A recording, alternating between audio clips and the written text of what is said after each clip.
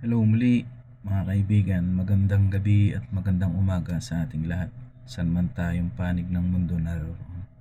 Kung gabi sa inyo or umaga. Ang ating pagkukwentuhan ngayon ay tungkol sa mga problema ko. Mga problema kong hinaharap. Mga problema ng ibang tao na aking nire-resolba upang kumita ng pera. 'Di ba? Hindi naman lahat pero maraming mga Pilipino, maraming mga kababayan nating takot sa problema. Sino ba namang tao ang may gustong magkaroon siya ng problema o maraming problema, 'di ba? Pero magkaiba po ang problemang pang personal at mga problemang kailangang iresolba upang tayo ay kumita ng pera. Meron kayong mapupulot sa ating video pong ito. Muli, ito ay ating content na hindi na inedit, hindi na nag-e-edit din tayo sa video ng paunti-kunti. Ang ibig sabihin is hindi ito scripted, hindi na ito isinulat pa sa papel, ipinractice or ano pa man, rektahan lang po tayong mag-content mga kaibigan. Ganyan po ang ating channel, ang ating Facebook at ang ating YouTube. Pag-suportahan nyo rin po ang aking YouTube channel para makapagpatuloy po tayo sa kwentuhan natin. Total, marami naman iba dyan, gusto nilang kwentuhan is yung buhay ng may buhay. Sa atin naman, pagkukwentuhan naman natin yung kung paano gumanda ang buhay natin, 'di ba? Kung paano tayo makapulo ng mga puzzle piece na karunungan, mga pakonti-konting napupulot po natin sa mga content po natin ito. So yun na, balik po tayo dun sa ating pinagkukwentuhan na pagresolba ng mga problema upang kumita po tayo ng pera. 'Di ba? Ang ganda. Akala ng iba napakasagwa kasi hahanap ka ng problema tapos re-resolbahin mo, kikita ka ng pera. Meron namang iba dyan, humahanap ng problema, away. Napakadali lang humanap ng kaaway. Labas ka lang sa bahay mo, dampot ka ng bato, o agisan mo ng bato yung bubong ng kapitbahay mo, makakahanap ka na ng away, di ba? Pero huwag po natin gagawin yun. Kumbaga, ano lang, binibigay ko lang yung halimbawa dahil napakadali lang humanap ng problema. Kakaibang problema po yun. Delubyong problema, baga. Ang ating pong pagkukwentuhan ngayon is problema, kung humanap ng problema para kumita ng pera, di ba? Kalain mo yun, nahanap ka ng problema ng ibang tao, tapos re-resolvehin mo, kikita ka ng pera. Oo, sa umpisa mahirap yun. Sa umpisa mahirap talaga. Wala namang kasing madali Wala namang ano ba yan? Easy success ba? O new term yan, easy success. Walang ganon. Walang tinatawag nilang get rich quick. Wala pong ganon. Merong mga dumadaan sa get rich quick, malamang may ginagawang may ginagawang anomalya yun.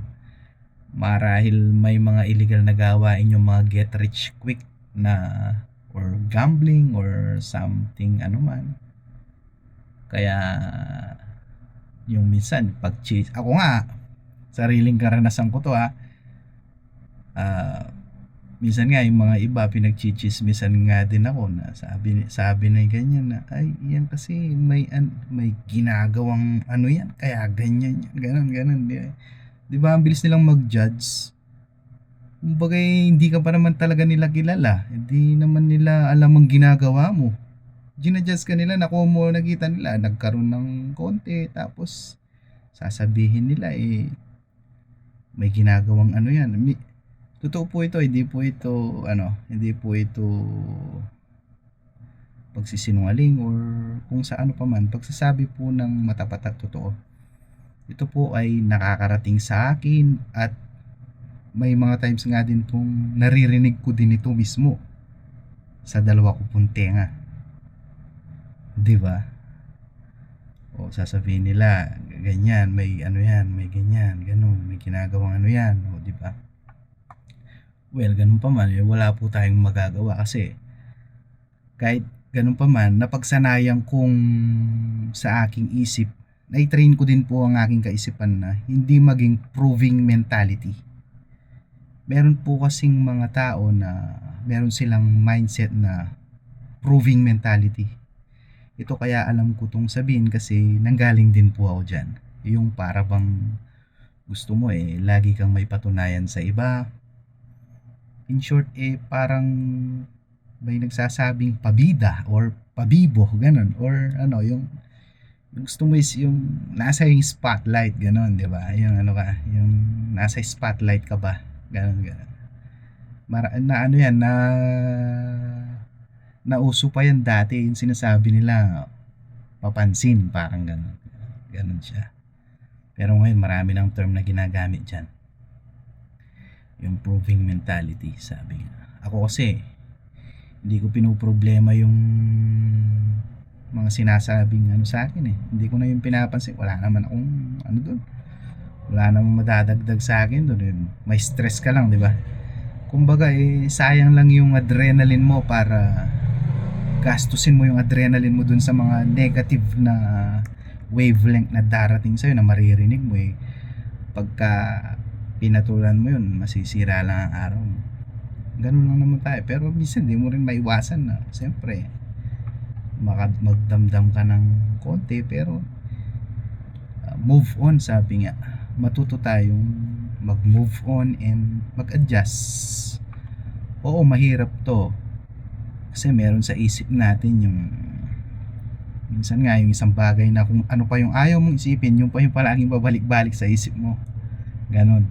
Yung mga ayaw mo, yung pa yung mga biglang para bang kumbaga mismong sarili mo, kalaban mo ganon tayo. Hindi ko alam ba't ganon. Siguro naiintindihan nyo yun kung nararanasan nyo din yung mga ganon, yung mga kung ano yung mga minsang ayaw nyong sumagi sa isip nyo yun yung mga naiisip pa ninyo.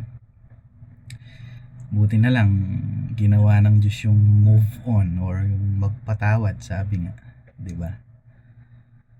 And yun nga, yung humanap na tayo ng problema ng iba. Yan. Maraming mga problema ng tao tulad ng sa pangangailangan. Problema nila sa problema nila sa service nila, problema nila sa transportasyon, gano'n. Maraming problema ang tao. Hindi lang ito nakikita ng iba kasi wala pa sila sa ganung level ng kaalaman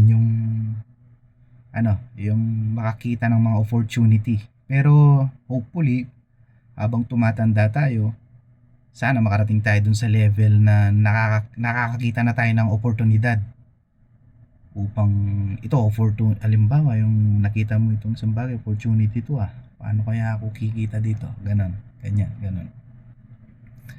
dapat yung mentality natin, yung pinaka good vibes, sabi, hindi yung paano ko kaya sisirain to, paano kaya naku po, wag po nating sasanayin yung ganon, yung hahangarin mo yung kapwa mo bumagsak.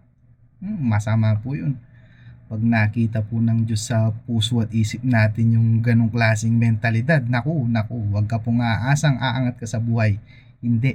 Malabo pa sa sabaw ng pusit na umangat ka sa buhay kung ganong mentalidad meron ka. Yung pag-iisip ng kung paano ibagsak ang kapwa. Mabigat po yun. Kasi ang pagpapala din po ng Panginoon sa atin para tumanggap tayo ng mga biyaya, Depende po yan sa kondisyon ng ating puso at sa kondisyon po ng ating kaisipan. Pag nakita ng Diyos na kaya mo na, pwede ka na niyang pagkatiwalaan sa mga bagay na ibibigay niya sa'yo, o yan, sunod-sunod na ang biyayang makakamit natin. At wag din po tayong magkakamali. Pwede rin pong magpala ang dyablo. Kaya ka rin payamanin ng demonyo sa ligong paraan nga lang. Pero kung alam naman natin sa ating mga sarili na yumayaman tayo or umaasenso or nag-grow ng walang inaapakan tao at walang inaagrabyadong tao, alam na alam po natin sa ating sarili na ang pagpapalang yan ay nanggagaling mula sa ating Diyos na makapangyarihan sa lahat. Siya po ang nagpala sa atin pag ganyan po na alam din natin na galing dyan sa ating pagsisikap, sa pagiging matapat sa kapwa. Automatic po yun. Sa Diyos po galing yun. Pero kung ang ating kayamanan, ang ating mga tinatangkilik ay nanggagaling sa mga masasamang paraan, sa mga masamang gawain, kung ano pa man yan, sigurado alam nyo na yung mga yan, hindi ko na kailangan magbigay ng example. Matik, hindi po yan galing sa Diyos. Ibang Diyos po yun. Yung tinatawag nilang Diyos ng sanglibutan. Kasi may Diyos din ng sanglibutan eh. Yun ang dyablo. Ang Diyos ng sanglibutan. Nasa Apokalipsis 12:9. Yan. Yan po ang Diyos ng sanglibutan, dyablo. So, napunta na naman tayo sa spiritual. Okay. Kasi, di ba, pangunahin naman niya yung spiritual eh. So, di ba? At least kahit pa paano eh, nakakaano tayo. Nakakahilag post tayo ng pakonti-konti sa mga bagay na naririnig nyo ngayon na para bang kakaiba ba? Kasi nasanay na tayong nakikinig kina sa mga sikat na ayun, loving ganon, yung lalo na yung mga yung mga alam ko dyan, marami dyan yung mga nanonood dyan, yung gumagalaw na mga pakwan ba, di ba? Dami ngayon sa social media, panahon ngayon na mga nag-aalugang mga pakwan eh. Kasi hindi ko alam ba't ganon ngayon. Magkakaibang era ang dati nung aking kabataan, may era sa rap ganon. Nauso yung rap, yung mga emo hanggang napunta dun sa mga flip top, hanggang napunta dun sa mga story of love ganon. Tapos napunta sa prank, it's a prank, sabi, yung bibiruin yung kaibigan eh, dahil sa konti kulang na lang patayin na eh, para sa kanila prank pa. Ganon. Uy, ngayon iba na naman ang era ngayon. Yan, kasabay po ng paglago ng kaalaman na sinasabi ng Biblia sa Daniel, sa 12:4 ng Daniel, nakasulat po yan na lalago ang kahalaman sa huling kapanahunan. Yan, kasi po nasa na tayo ngayon, nasa karunungan, lumalaganap ang karunungan ngayon eh, magkakaibang klaseng karunungan sa mga gadget pa nga lang, di ba? Nakaka-solve sila ng problema. Sa mga sa mga sasakyan, yan, nakapag-solve din sila ng problema diyan sa mga sasakyan pandagat, sasakyan panghimpapawid. So shortcutin na lang po natin kasi hahaba tayo kung ikukwento natin ng mula't unat hanggang huli. Parang katulad dati, di ba? Ang tao naglalakad lang. Yung mga taong parang mga may kayamanan ba, mga hari, mga di ba meron naman sila, may kabayo sila. O dahil dati kasi yung transportation na pinakamabilis nun, kabayo eh. Tig sabi, nakakabayo sila. Merong mga nagsisulputang mga matatalinong tao yan, nakaimbento sila ng yung mga bike, hanggang naging motor, hanggang naging una kalesa, hanggang naging bisikleta, naging sasakyan na. Ayan na, lumabas na yung barko, pati yung eroplano, di ba? O ganun. Kaya ngayon, ang biyahe mo sa ibang bansa, kung sasakay ka ng eroplano, ang bilis. Ako actually, hindi pa ako nakasakay ng eroplano. hopefully this coming darating yung meron na rin akong passport eh. Iko-content po natin yan pagka nasa ibang bansa tayo. Kung loloobin po ng Diyos. Doon tayo magko-content. Ipapasyal ko kayo doon. Ipapakita ko yung mga marami naman sa social media ganyan eh. Pero at least meron tayong sariling original na galing po sa atin. Hindi copyright. Talagang i-video ko para sa inyo. Kung loloobin po ng Diyos na matuloy man yun. So well, yun nga. Yung kung paano umanap ng problemang ikakakita ng pera. Maraming makaka-relate po dito. Ito ay hindi lang sa mga actually hindi lang ito sa mga businessman na mga malalaki o tsaka kahit mula sa pinakailalim, sa mga laylayan, sa middle class, bahagi po tayong lahat dito. Yung tulad na lang ng mga gumagawa ng bahay, di ba? Merong isang taong tumutulo ang kanyang bubong, problema yun. Naghanap siya ng magsosolusyon sa problema niya. Ayun, di na-resolve yung problema ng tulo ng bahay kasi ginawa ng tao. And after niyang ginawa, siyempre binayaran siya ng sapat. Merong merong daily or may contract, ganun, kinokontrata. Meron ding pakyawan, ganun. And then, ano pa ba? Actually, nasa din po ako eh. Nasa business service ako. Yan, isa yun sa mga negosyo po natin. Bilang isang maliit na negosyanteng nagsisimula pa lang, nasa business servicing po ako. Sa yan sa gupitan, gupitan. Mga lalaki lang po ang ginugupitan namin. Hindi po kami naggugupit ng babae, kahit yung mga LGBT na ano bang tawag doon? Tomboy ba? 'Yon, tomboy.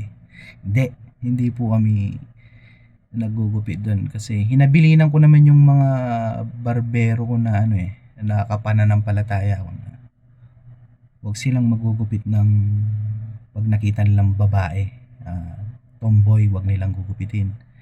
Meron naman kayong kasamang barbero dyan na kung gusto niyang gupitin, ay ipasa nyo sa kanya. Pero hindi naman niya alam yung aral na pinag-aaralan natin. Kaya basta sa atin, sabi ko nga, alam nyo yan, mga barbero kung makakapanood ng video na ito.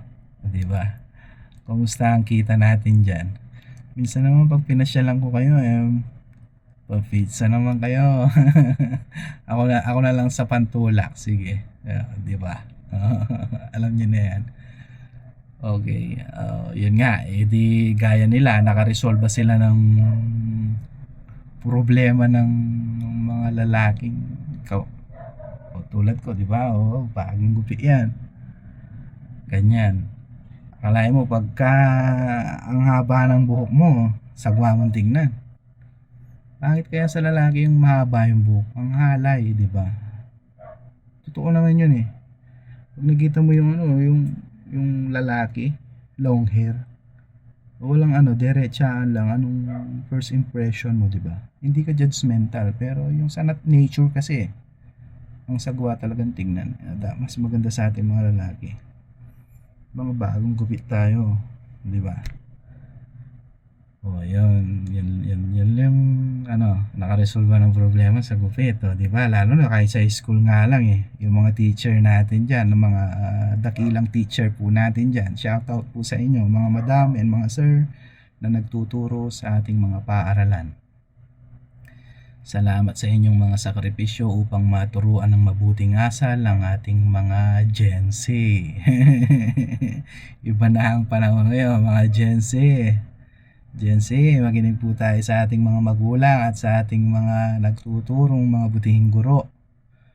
Umiwas po tayo sa mga barkadang masasama, sa bisyo. Wala pong maidudulot na buti sa katawan yan. Meron po yang maidudulot sa ating katawan, ngunit hindi buti, masama. Oo, totoo, sakit ang aabutin mo. Sabi nga naman nila, sumama ka sa taong mahilig sa alak, 5 taon may diferensya ka sa atay, 'di ba? Sumama ka sa mga taong sobrang yabang ng kaisipan. Siguro mga wala pang 3 buwan, sobrang yabang mo na. Pero sumama ka sa mga taong may pangarap sa buhay, ay tsak din. Magkakaroon ka ng goal, magkakaroon ka ng pangarap sa buhay. O, diba? Ang ganda. O, yun. So, edi, sana kahit doon lang makaresolba din tayo ng problema. Ano bang problemang maibabahagi natin sa mundong to na ating mariresolba? Hindi yung problemang maibabahagi natin na gulo, di ba? Huwag na tayong dumagdag dun sa mga mahilig sa problemang gulo. Bayanan natin sila. Gusto nila yun eh. Then if you like it, then so be it. Sabi nga, di ba? Pero tayo sa channel na to ng mga magkakabarkada na mahilig makinig sa karunungan or sa ikakalibang na may katwiran, stick lang po tayo, be good, sabi nga. Mas masarap yung yung nasa ka, lagi kang nasa katwiran. Oo, masarap yun, yung nasa katwiran ka. Kasi pag alam mo nasa katwiran ka, yung tulog mo, yung mo, payapa ka. Hindi ka bagabag, kumbaga. Kesa yung alam mo yung kasama ka sa mga kalokohan, sa mga minsan nga aminin man natin at hindi kung kasama tayo sa mga ganyang kalokohan. Lalo na yung mga mabibigat na kalokohan. May dumaan ngang nakasinggel lang na motorsiklo, balot na balot. Natsyempong napahinto lang sa tabi mo, pagtingin mo gano'n, kabang-kaba ka na di ba? Pero kung wala kang ginagawang masama, wala kang inaapakan tao, walang problema. Kahit saan ka gumala dyan sa mundo, di ba? Huwag ka lang pupunta dun sa mga tulad ngayon, na nagkegera. Ako po. Kung gusto mong pumasyal, doon na lang sa walang gera. Ganun lang yan. Okay, ang gusto mong makatipid, diyan ka na lang sa bahay mo. Hindi naman, parang introvert ang labas mo niyan pag ganun. And yun nga, yung makakaresolba ka ng problema, kikita ka ng pera. Yun, di ba? Maraming paraan. Mag-uumpisa ka naman sa sa pinakailalim. Pinakababa. Tandaan mo, hindi mabubuo ang 1,000 kung hindi yan nag-umpisa sa piso. Hindi mabubuo ang 1,000 kung walang piso, di ba? Huwag kang magmadali. Darating ka rin sa prime mo, sabi nga. Basta sipagan mo lang, consistent at tuloy-tuloy lang. Pero pag sumuko ka, talo ka na. Pero pag hindi ka pa sumusuko, hanggat lumalaban ka pa, may pag-asa pa. Huwag kang mawala ng pag-asa kasi ngayon pa nga lang, panalo ka na kasi buhay ka eh. 'Di ba? Nakakalakad ka ng paano yung bulag na hindi nakakakita? O yung nagdadialysis, ikaw nga nakakaihi ka ng maalwan di ba? O meron nga mga tao nasa nasa mabigat na kalagayan yung mga nagdadialysis or yun. Doon pa lang kahit maipagpapasalamat mo na sa Diyos yun na napakaswerte mo kasi naingatan niya yung katawan mo and then sisirain mo naman sa bisyo. Ang katawan po natin hindi yan lumalakas, pahina yan. Humihina habang tayo'y tumatanda. Humihina po ang katawan na. Hindi totoo yung sinasabi nilang nagyoyo, hindi ko maalis yung yosi. Kasi pag nagyosi ako, feeling ko lumalakas ako. Pag di ako nagyosi, humihina ako. Hindi totoo yun. Nasa isip mo lang yun, sabi nga. Pero hindi totoo yun. Bawat anumang hit-hitin mong usok ng sigarilyo or iba't ibang mabibigat na chemical lang ipinapasok mo sa iyong katawan. Tsak na tsak may impact yan. Pagdating ng ng mga ilang taon or huwag ka na magtaka. Kung hindi mo inaalagaan yung katawan mo o pag birthday mo, huwag kang magwi-wish na hopefully good health, ganon. mag-birthday pa ng marami, malabo yun. Kasi ang pagbibisyo po natin, ito, isa rin yan sa problema ang pagbibisyo Bukod sa naaapektuhan na yung financial po natin, sinisira din po natin ng ating katawan. Isa po sa pinaka-asset natin ang katawan po natin. Kumbaga, binigay ng Diyos sa atin yan, pinakapuhunan po natin. Ngayon, sisirain mo. Hindi mo alagaan. Kasi pagka nagkasakit ka, patay kang bata ka. Kikita ka pa ba? Buti sana kung nakabuo ka na ng mga asset mo, nakabuo ka na ng mga negosyo mo na kahit natutulog ka, kumikita ka ng pera, yun. Okay din yun, pero hindi okay yung may sakit ka, kahit may ganun ka, hindi mo rin mai-enjoy di ba? Hindi mo rin mai-enjoy yun kasi marami kang pera, may sakit ka naman. Wala rin. Di ba? Di alagaan mo yung katawan mo. Sabay ng paghahalaga mo din sa mga financial mo, ganun. Yun nga, pwede kahit pa paano na-resolve yung darating mabigat na problema. Bagkus hindi natin may iwasang magkasakit at mamatay, darating din naman tayo dyan Pero kung excited ka na, wala naman tayong magagawa. Gusto mo yan, sabi nga, di ba? Habang may panahon pa, baguhin na natin yung mga nakasanayan nating mga maling gawain para mag-improve po tayo. Galing din ako dyan sa sigarilyo, tsaka dyan sa alak. Naku, wala akong naipon. Totoo. Napunta lahat dyan sa bisyo, sa barkada. Wala. Buti na lang, awa ng Panginoon, nakalaya ako dyan sa bisyo na yan. Di kahit papano nakabawas ako ng problema sa buhay. Ngayon ang habit ko naman humanap ng problema ng iba kung paano i-resolve. Sana maging ganun din po tayong mga Pilipino. Iilan lang ang makakapanood ng mga video, konti lang, mabibilang mo sa daliri na tig 100 kada isang daliri. Mabibilang mo sila na humahanap ng mga karunungan. Karamihan kasi okay na sila sa kasi masaya nga naman kasi ang panglaman masaya kasi yan sa panglaman, di ba? So kung may chance pa tayong magbago habang buhay, magbago na po tayo. Pag binago, nag-uumpisa yan sa mindset. Pag nagbago ka ng mindset mo, ay tsak na tsak. Mula ngayon napanood mo tong bidyong to at lilipas ang 5 taon, ikumpara mo yung buhay mo ngayon at sa darating na 5 taon. Kung loloobin ng Diyos na buhay ka pa, malayo ang ang pinagkaiba. Mag-iiba talaga. Kasi ibinibigyan mo na ng sistema yung yung sarili mo Imaginein mo, dati ka lang, kumbaga trend ka na wala sa riles. Nagka-release ka na, bilis na ng takbo mo, di ba? Ganun yun. Bawat desisyon natin kailangan may linya, may pattern, may system.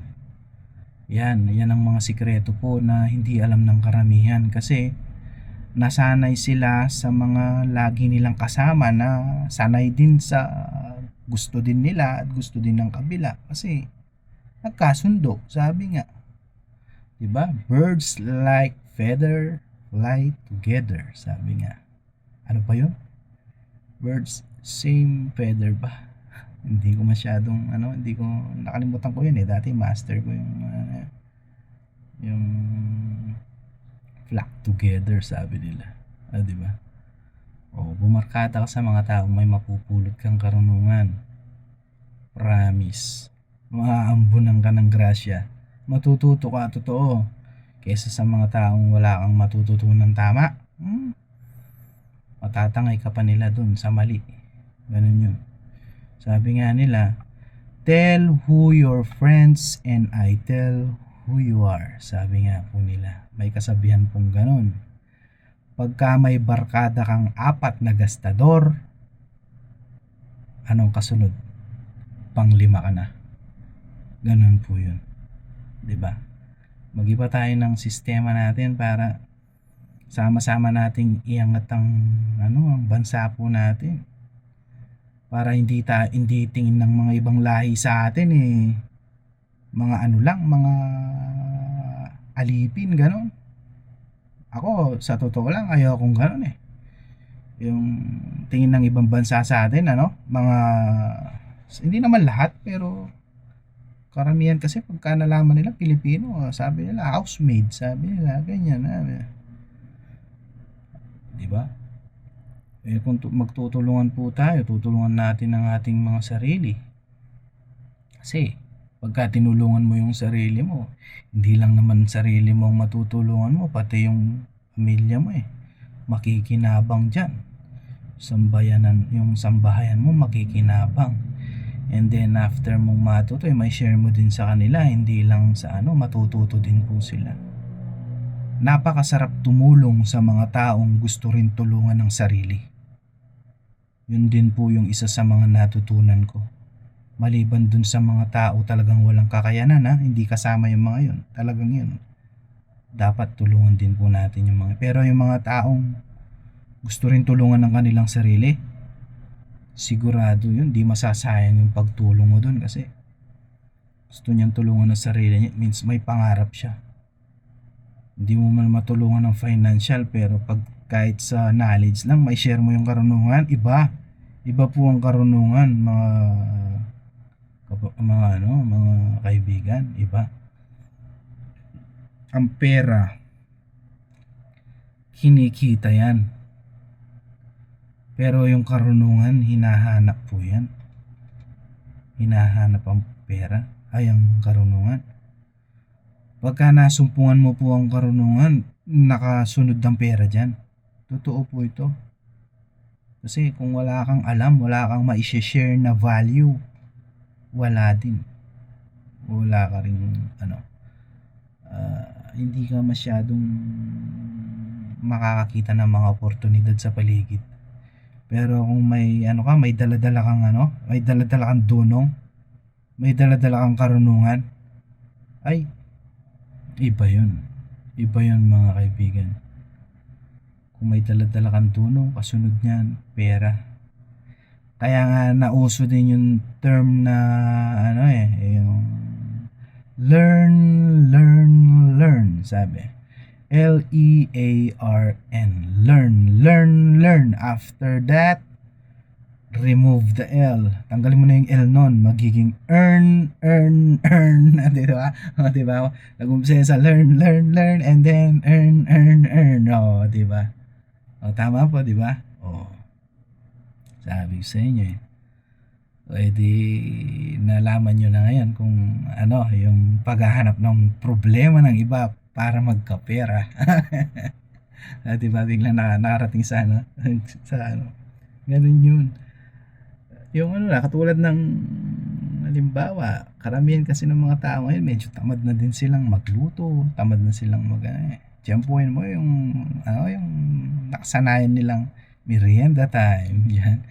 At saka yung almusal time, ganun, yung sa tanghali, yung merienda, yung alas 3 to 4, ganun, 5. Buti nga ngayon, nag-innovate na, nag-adjust na di ba? Dati alas 3 merienda, ngayon, iba na, magkakaiba na talaga. Ihalimbawa na nga lang natin sa mga pandesal ngayon di ba? Dati yung pandesal, maano mo lang yan, madaling araw. Ngayon, matagay mo kahit tanghali, hapon, meron na. Tinda ka ng banana Q, di ba? Lumpia, huwag kang mahiya. Hindi ka naman nagnanakaw, hindi ka naman gumagawa ng masama. Kung gusto mo mag-start sa ilalim, yun, gawin mo yun. And promise, pag kumita ka dun, kaya ko pala, kamo. Di upgrade ka. Meron akong tropa.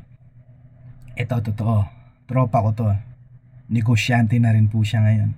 Nag-start yan sa sa pagtitinda ng kwek-kwek, and then tofu, yan. Hindi ko na masyadong nakakwentuhan sa ano niya, pero naniniwala ako dun nag-start kasi yan from the ano, from zero, from scratch, nag-start yung from scratch kasi hanggang nung natsyempohan ko siya kasi yan, naging kaibigan ko na siya, ano na siya, nakakulong-kulong na siya, pero may stainless yung ano niya, yung sidecar niya malinis. Ngayon, nag-improve na. May kinainan akong ano, isang karinderya ngayon. Nagre-renta na rin siya ng pwesto ngayon. Ano na ngayon, nasa ano na siya, nasa kambingan. Yan, yung kambingan business na yung ano niya ngayon. Ang lakas, grabe. Kalahin mo ngayon pagka nakita ko siya, grabe, naka ano siya, naka may car na siya eh. Toyota Avanza. Naunahan pa niya ako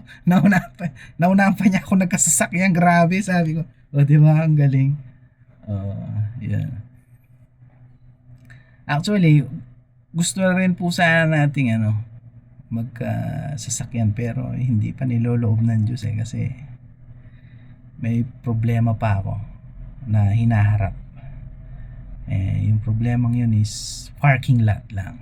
May property po tayo pero hindi pa yun naaayos kasi ang plano ko dun pagka naayos na yun, na-secure na and then nabakod na siya, yun, pwede na akong maglabas ng car. May ano na rin, at least ang hirap din kasi pagka lalo na yung meron akong mga paperworks kasama ko si Mrs. yan.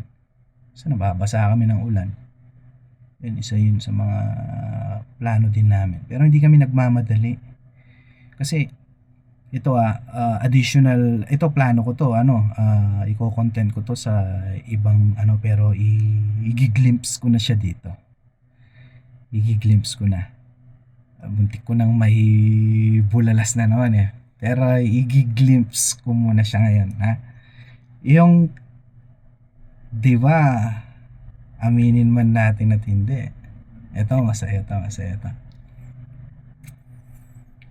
Pagka nakasasakyan ng kapwa mo Pilipino, yan.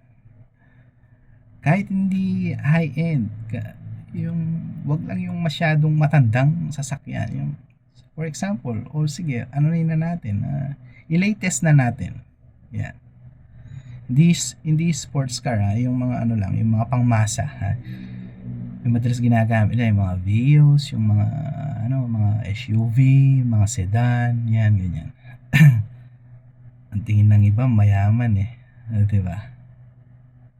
Ang tingin nila kasi marami akong nakausap ganyan, karamihan na naririnig ko mismo sa tenga ko, uy, yun, may sasakyan yun, may car yun, gano'n, sabi na, uy, ito, may ano siya, mayaman yun kasi may ganda ng bahay, tapos may sasakyan, abangan nyo yan sa susunod po nating content. Ang content po natin ngayon yun nga, yung paghahanap po ng problema, pagre-resolba ng problema ng iba upang kumita po ng pera. Actually, plano ko ding lagyan ng ano to ng kadugtong nag-aano na dumarating na yung mga content sa ating isip na base ito sa totoong karanasan at totoong buhay. Hindi po ito katanghisip lang, hindi ito kwentong kutsero or ano bang tawag to, scripted, hindi. Lahat po ng ating content ay original pong na-experience po natin, na-experience ko or na-experience ng mga taong malalapit sa akin, mga naging part ng aking buhay.